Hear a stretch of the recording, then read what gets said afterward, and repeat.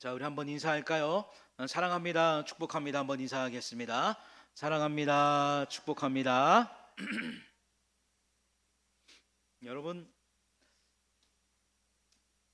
은혜를 주시고 또 복을 주시고 윤택함과 기쁨을 주시는 하나님, 말씀에 그런 은혜를 주시는 하나님이 누구의 하나님이 되었으면 좋겠다 하는 생각을 하십니까?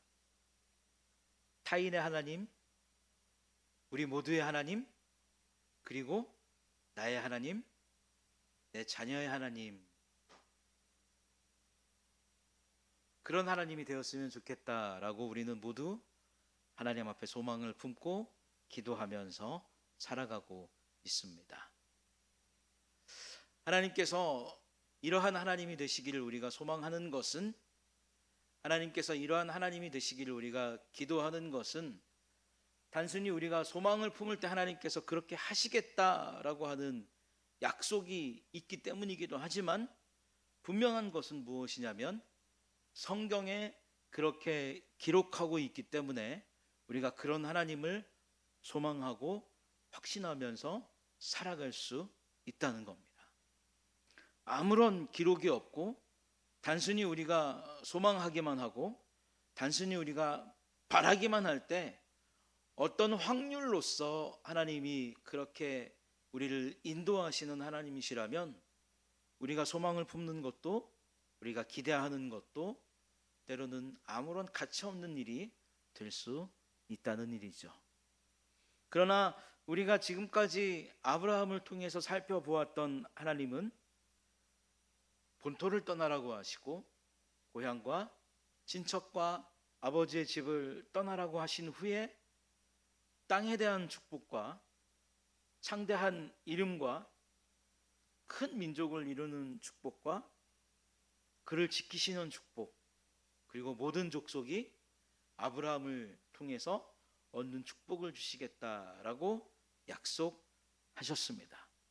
그리고 그 약속을 점차적으로 이루어 가시는 하나님의 일하심을 우리가 아브라함을 통해서 계속해서 만나고 있습니다. 하나님은 떠나자고 말씀하셨고 약속하셨고 그 약속을 점차 이루어 가시면서 아브라함 곁에 계시는 그런 모습을 우리가 말씀을 통해서 관찰할 수 있죠. 그리고 마침내 아브라함과 그 일행이 가나안 땅에 들어가는 모든 경로를 통해서 하나님은 동행하시는 하나님을 또한 우리에게 보여주십니다. 가나안 안에 들어갔을 때 그 땅에 거주하는 사람들 틈에서 우상에 물들지 않고 그 땅의 사람들에게 방해를 받지 않고 가나안 곳곳을 다니면서 제단을 쌓고 하나님의 이름을 부를 수 있도록 하나님은 아브라함 곁에 계셨습니다. 기근을 피해서 애굽으로 가는 길 속에서, 그리고 애굽에서 바로왕을 만난 일과 그에게서 얻은 양과 소와 노비와 암수 나귀와 낙타를 이끌고 네겝으로 올라와서 전에 장막을 쳤던 곳까지 와서 하나님을 예배하도록 하나님은 아브라함을 지키셨고 그의 아내를 지키셨습니다. 사랑하는 성도 여러분, 하나님께서 여러분의 하나님이 되기를 소망하십니까? 하나님께서 여러분들의 하나님이 되시기를 확신하십니까? 그 하나님께서 여러분 곁에 계시는 줄로 믿습니다. 그 하나님께서 여러분들을 지켜 가시는 줄로 믿습니다. 그래서 저와 여러분들이 그 하나님의 은혜를 믿고 감사하면서 살아갈 수 있는 성숙한 믿음의 사람들이 될 수 있기를 이 시간 먼저 예수님의 이름으로 축복합니다.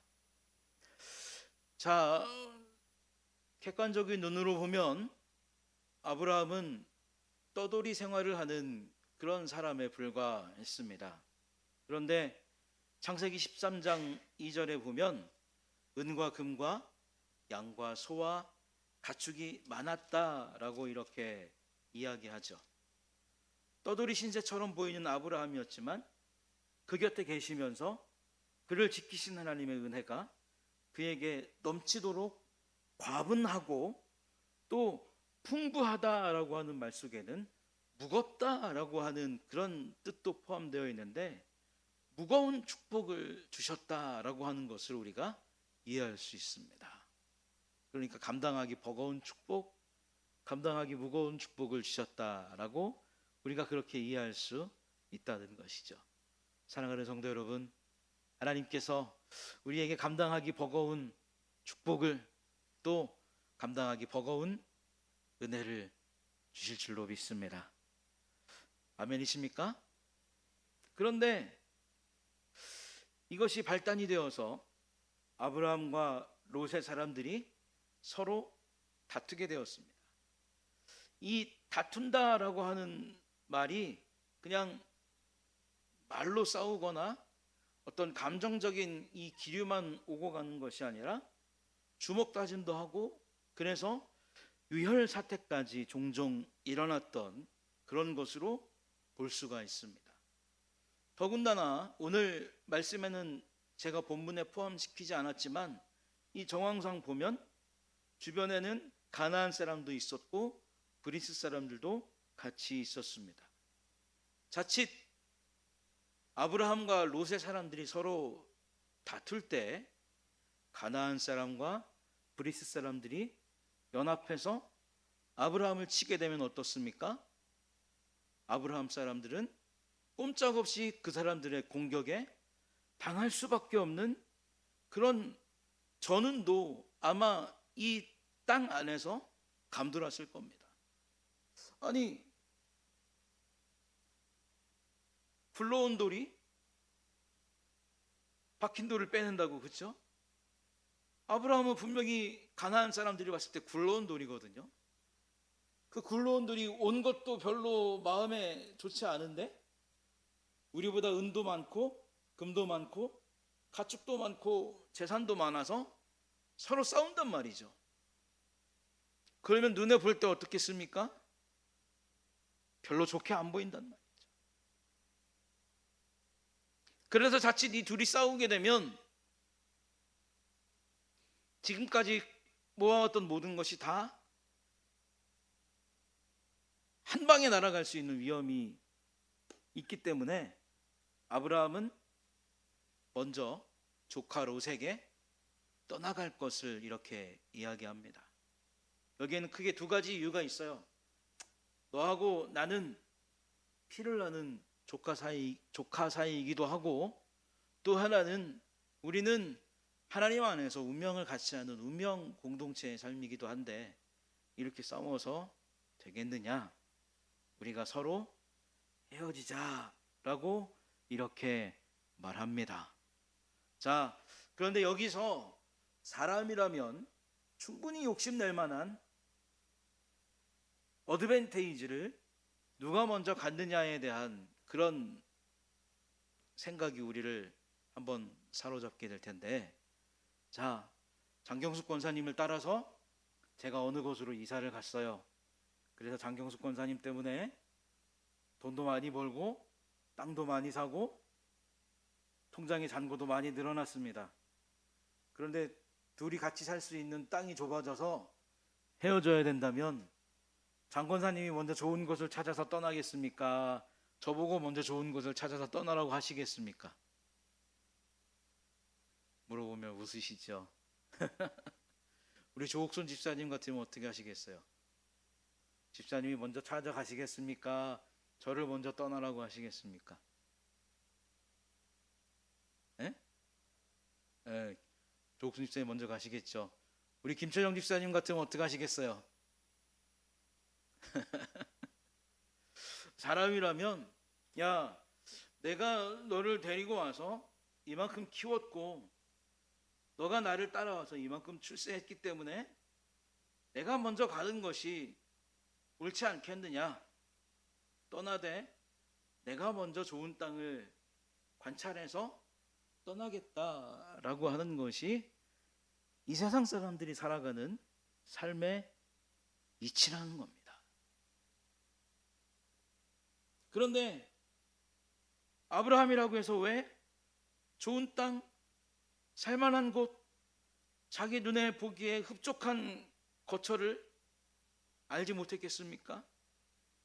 그러나 아브라함은 어떤 이유에서인지 롯이 먼저 떠나가도록 양보했다는 겁니다.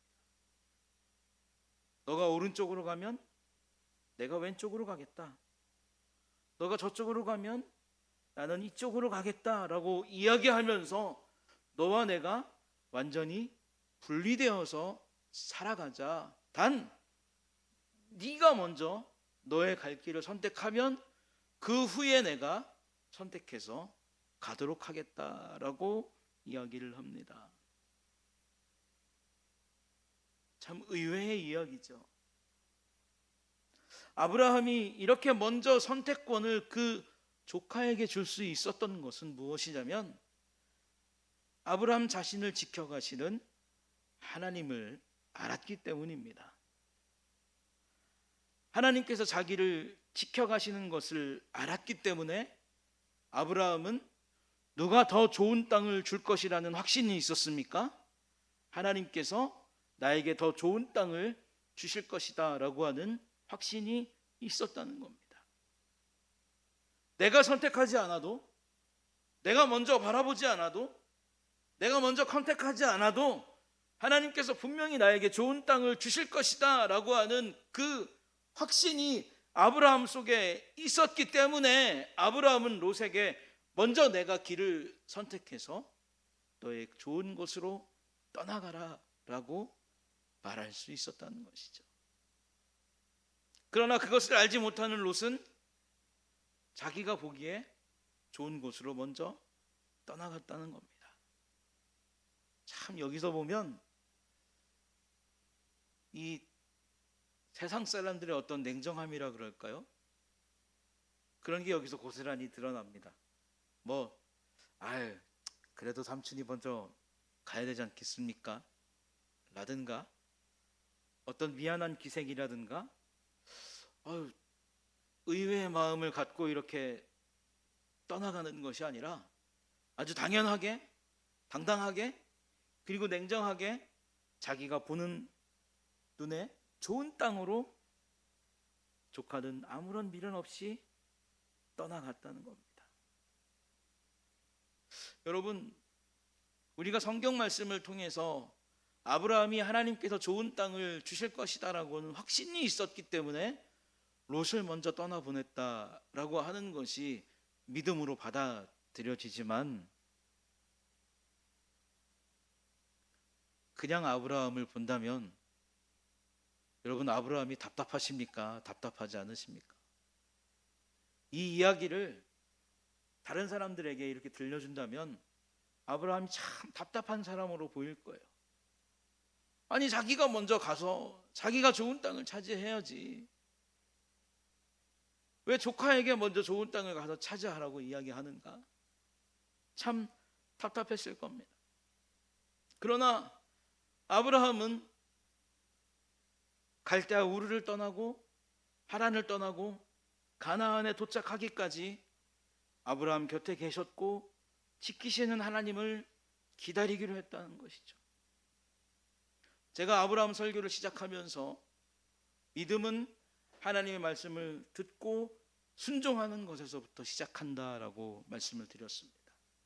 믿음이 성숙하기 때문에, 믿음이 자라나기 때문에 순종하는 것이 아니라 믿음은 말씀을 듣고 순종하면서 자라나고 순종하면서 성장해 간다는 거죠.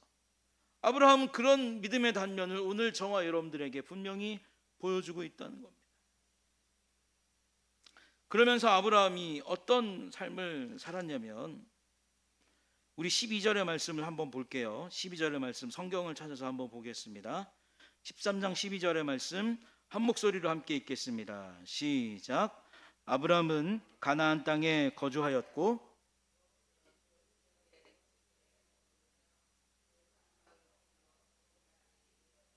아멘. 아브라함은 가나안 땅에 거주했다라고 이야기했습니다. 왜냐하면 하나님께서 가라고 했던 땅의 목적지가 가나안이었기 때문에 가나안 땅에 머물렀어요. 그리고 가나안 땅을 주시겠다라고 말씀하셨기 때문에 아직 어딘지 확실하진 않지만 가나안 땅에 계속 기다리고 있었다는 겁니다.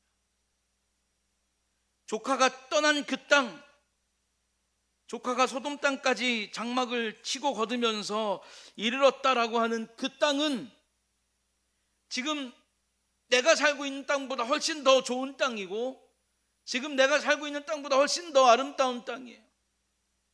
내가 먼저 선택권을 준 조카는 그렇게 좋은 땅에 살고 있는데 나는 여전히 척박한 땅에 살고 있고, 나는 여전히 고된 땅에 살고 있고, 나는 여전히 힘든 땅에 살고 있다는 거예요. 왜 바보같이 그 땅에 살고 있냐 이 말이죠.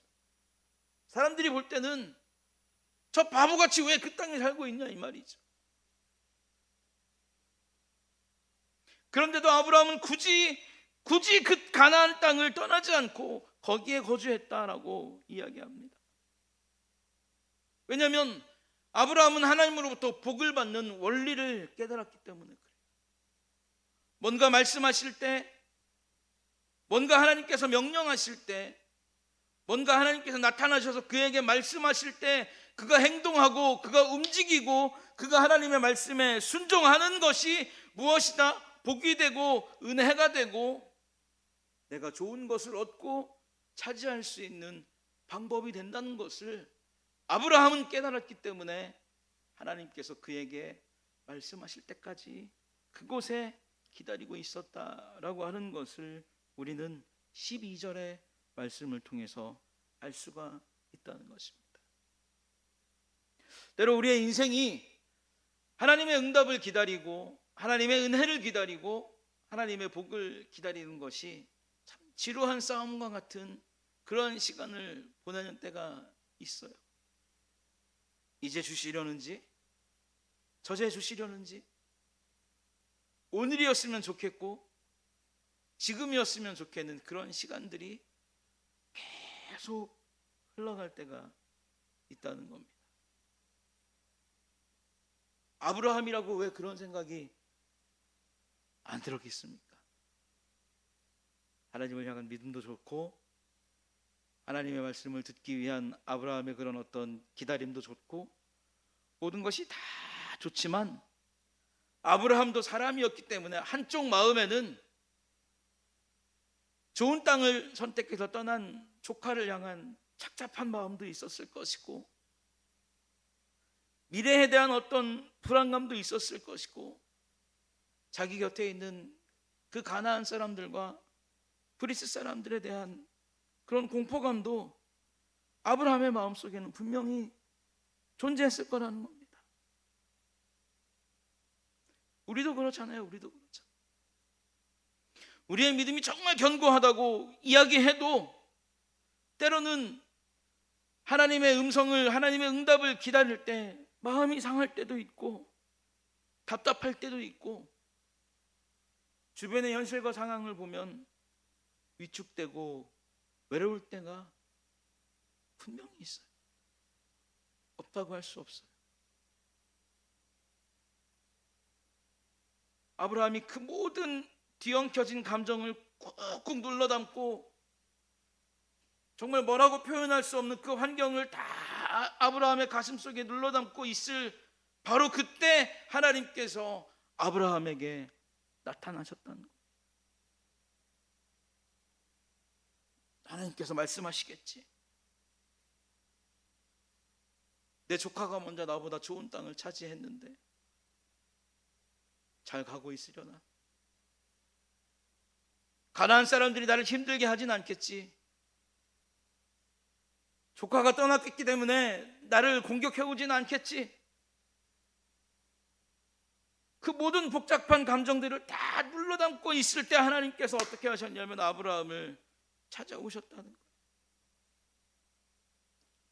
사랑하는 성도 여러분, 하나님께서 저와 여러분들 곁에 계시고 저와 여러분들의 삶에 동행하시는 하나님이시기 때문에 반드시 저와 여러분들의 삶 속에 나타나시는 은혜를 보여주시는 하나님이신 줄로 믿습니다. 답답한 시간도 있어요. 외로운 시간도 있어요. 힘든 시간도 있어요. 그러나 또 그 모든 것을 믿음으로 이겨야지 하는 하나님을 향한 믿음의 마음도 있어요. 그 모든 감정들을 다 꾹꾹 눌러 담고 우리가 하나님 앞에 있으려고 애를 쓰면 하나님은 가장 아름다운 때, 하나님의 때에 저와 여러분들에게 나타나셔서 말씀하실 줄로 믿습니다.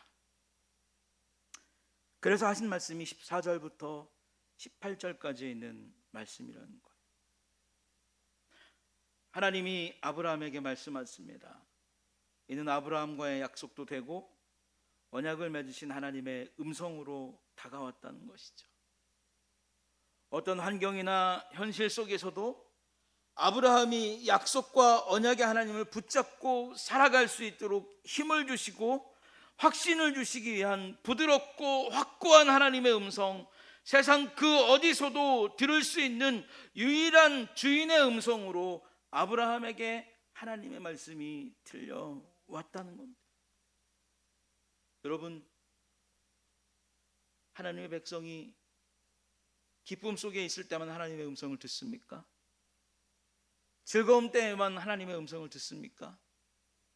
곤고한 때에만 하나님의 음성을 듣습니까? 아플 때만 하나님의 음성을 듣습니까? 우리는 언제라도 하나님의 음성을 들을 수 있다는 것이죠. 우리는 언제라도 하나님의 은혜를 마주할 수 있다는 겁니다.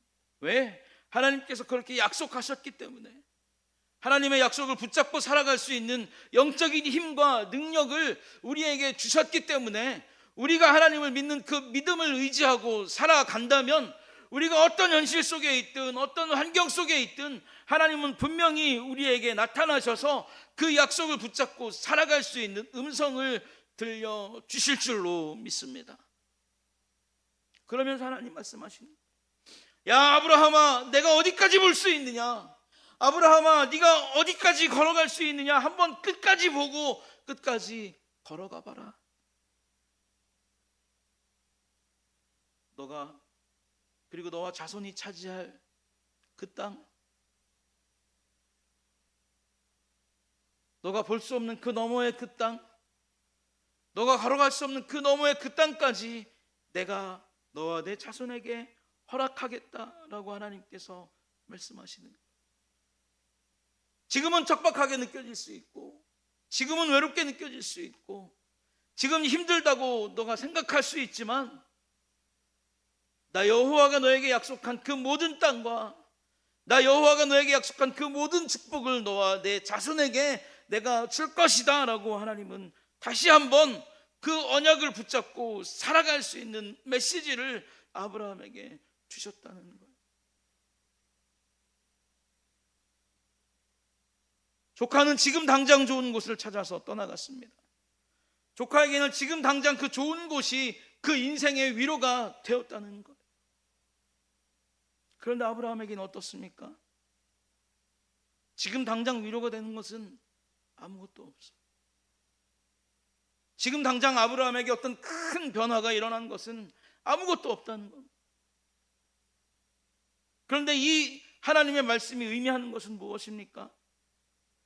하나님께서 아브라함의 하나님이 되셨으니 그가 하나님을 신뢰하고 따르는 한 이러한 축복은 아브라함의 평생을 따르게 될 것이다 라고 하는 축복이라는 말입니다. 하나님 앞에 무릎 꿇고 예배할 때 하나님이 주시는 온갖 풍요로움을 하나님께서 아브라함에게 허락하시겠다라고 하는 말씀이 지금 14절부터 18절까지 펼쳐지는 하나님이 아브라함에게 주신 약속의 축복이라고 하는 것입니다. 세상의 사람들은 자기의 힘을 통해서, 자기의 노력을 통해서 먹을 것을 얻고 입을 것을 구하고 그렇게 살아갑니다. 그러나 우리는 하나님 앞에 기도하고 하나님을 예배하고 하나님께서 주실 것을 믿는 그 믿음으로 살아갈 때 그 과정을 통해서 하나님이 일하게 하시고, 그 과정을 통해서 하나님이 얻게 하시고, 그 과정을 통해서 하나님이 누리게 하시겠다라고 하는. 또한 하나님은 내가 보이는 땅을 너와 내 자손에게 줄 것이고 내 자손을 땅의 티끌과 같이 하겠다라고 말씀하셨습니다. 또한 내가 너에게 주겠다는 말을 통해서 이 약속의 불변함을 다시 한번 확신시켜 주시고 그 약속을 붙잡고 사랑하도록 은혜를 주시겠다라고. 내가 주겠다, 내가 주겠다, 내가 주겠다라고 하는 말씀이 계속해서 나타난 것은 무엇입니까? 하나님께서 주도적으로 일하시겠다, 하나님께서 주도적으로 이끌어 가시겠다, 하나님께서 주도적으로 확실하게 이루어 가시겠다라고 하는 약속이 이 가운데 포함되어 있다는 것입니다. 사랑하는 성도 여러분, 하나님께서 주도적으로 저와 여러분들의 인생을 이끌어 가시는 축복을 누리시기를 예수님의 이름으로 축복합니다. 하나님께서 저와 여러분들의 인생을 주도적으로 축복하시는 삶을 살아가시기를 예수님의 이름으로 축복합니다. 하나님께서 저와 여러분들의 인생을 주도적으로 풍요롭게 하시는 삶을 살아가시기를 예수님의 이름으로 축복합니다. 그리고 더한 축복이 무엇입니까? 단순히 숫자적으로 물질적으로 너를 축복하는 것이 아니라 나는 너의 하나님이 되고 너는 나의 무엇이 된다는 겁니까? 백성이 되도록 하겠다, 자녀가 되도록 하겠다, 구분된 삶을 살아가도록 하겠다라고 하는 하나님의 은혜가 이 가운데 들어가 있다는 겁니다. 그러니까 아브라함은 미련 떨고 앉아 있다가 복의 벼락을 맞은 게 아니에요. 미련 떨고 앉아 있다가 재수가 좋아서 하나님이 복을 주신 게 아니라는 겁니다. 그는 하나님을 믿음으로 기다렸던, 믿음으로 기다리면서 하나님의 은혜를 소망하면서 하나님이 나타나실 때까지, 하나님이 말씀하실 때까지 그 힘든 마음을 부여잡으면서 하나님 앞에 있을 때 하나님께서 나타나셔서 이렇게 많은 축복을 주시고 그 축복을 주신 하나님을 다시 한번 붙잡고 살아갈 수 있는 영적인 힘과 현실적인 힘을 하나님이 아브라함에게 부여해 주셨다는 겁니다. 할렐루야. 히브리서 11장 8절부터 10절까지 보면 지금까지 우리가 살펴본 아브라함의 궁극적인 모습이 여기에 다 나와 있어요. 아브라함과 그의 자손은 장막에 거주했다, 이렇게 이야기합니다. 여러분, 장막은 한 곳에 있는 겁니까? 아니면 계속 옮겨 다니는 겁니까? 계속 옮겨 다니는 겁니다. 그런데 이들이 바라본 것은 무엇이냐면 궁극적으로 하나님이 계획하시고 지으실 영원한 나라, 우리가 머물게 될 영원한 나라, 우리가 소유하게 될 영원한 기쁨, 곧 하나님의 나라를 바라보면서 이들은 장막을 치고 장막을 걷는 수고를 거듭하며 살아갔다라고 히브리서 11장 8절부터 10절은 그렇게 이야기하고 있습니다. 하나님은 우리 곁에 계시고 우리를 지키시고 우리에게 나타나십니다. 그래서 복을 주시고 윤택함도 주시고 자녀의 복도 주시고 풍성함도 주시고 잘되는 복도 주십니다. 그리고 이 복을 따라서 하나님의 은혜를 따라서 하나님의 나라를 바라보는 믿음도 갖도록 하셨다라고 하는 사실입니다. 하나님이 아브라함에게 이렇게 복을 주셨더라, 하나님이 아브라함에게 이렇게 축복하셨더라. 이제 그 하나님이 저와 여러분의 하나님이 되신 줄로 믿습니다. 우리도 그 하나님을 따라서 하나님의 약속을 굳게 붙잡고 이 땅에서 맛보게 하시는 기쁨과 함께 영원한 하나님의 나라를 소망하고 확신하는 믿음을 가지고 살아가시기를 예수님의 이름으로 축복합니다. 기도하겠습니다. 하나님 아버지, 은혜와 사랑을 감사합니다. 아브라함은